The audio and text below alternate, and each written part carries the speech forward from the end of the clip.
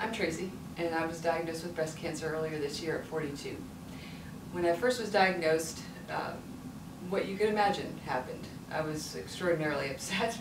I have 2 small children that I had to tell, and I had a husband who didn't really know what to do with himself. What I didn't know about breast cancer and all the things surrounding it is that you're kind of invited to this breast cancer party where they say, "Oh my God, you're so lucky, you're gonna get a new boob job."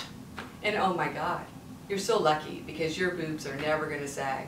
And you're so lucky because you get all this treatment and everybody cares about you, and you're gonna get to go to walks, and you're gonna get to wear pink ribbons and all these other things. I didn't know that this was supposed to be a party. For me, I chose a double mastectomy, even though I had stage 1 cancer, because I didn't want repeat recurrences in my breast cancer tissue. When I first went to the doctor, a radiological oncologist as a matter of fact, he asked me why I would want to do that. Don't I want to maintain my femininity? Don't I want to stay a woman? I don't know, because when I walked in to the office, I was a woman, and when I walked out, I was still a woman. There isn't anything about this diagnosis that changed who I was as a person or made me feel less than. But honestly, this big cheerleading effort on the part of the breast cancer charities really does make women feel as if they're less than. I've met a lot of women who feel like they've sacrificed something of themselves. They've cut out part of their identity. I'll never feel my chest again, but I will always feel like me. So for all the talk about how we're making awareness of breast cancer and how people know what it is and people are checking earlier and going to the doctor and getting mammograms, that's really great, and I don't begrudge that movement.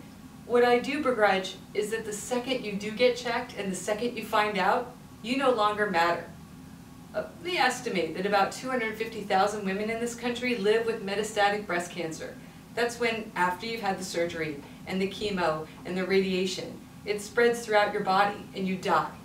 They aren't even counting those people. They count who gets checked, who gets mammograms, who gets surgery, who gets chemotherapy, and then good luck.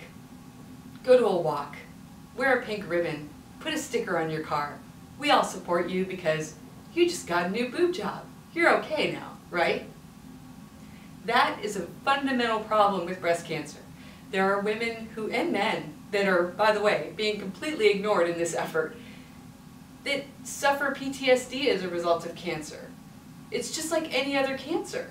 If I cut my thyroid out or amputated my arm to get rid of bone cancer, nobody would say I'm brave for taking my picture with my shirt off. They say that women who've had mastectomies are brave to have their picture taken because there's still this specter of you're not whole, so you're so brave for showing yourself because you're not a Hooters waitress who can show off her nipples and her breasts all healthy and perky anymore, so you're so brave. Those women are brave, but they're not brave because they're having their picture taken. They're brave because they made choices to survive, to hopefully not get metastatic breast cancer, to hopefully be able to move on with their lives and not have the people in their lives worried that they're not going to be around anymore. 40,000 women a year die of metastatic breast cancer, and no one talks about it. 5% of all money that goes toward breast cancer goes toward research. 5%. Doesn't that matter? Don't those women matter? Or is it just our breasts that matter? Because you can cut my breasts off 10 times a day if it means that I get to see my kids graduate from high school. It doesn't change who I am. It doesn't devalue me. It doesn't make me less of a person. And I was very lucky. I had a good surgeon. I had great doctors who took very good care of me. But I'll never feel this again.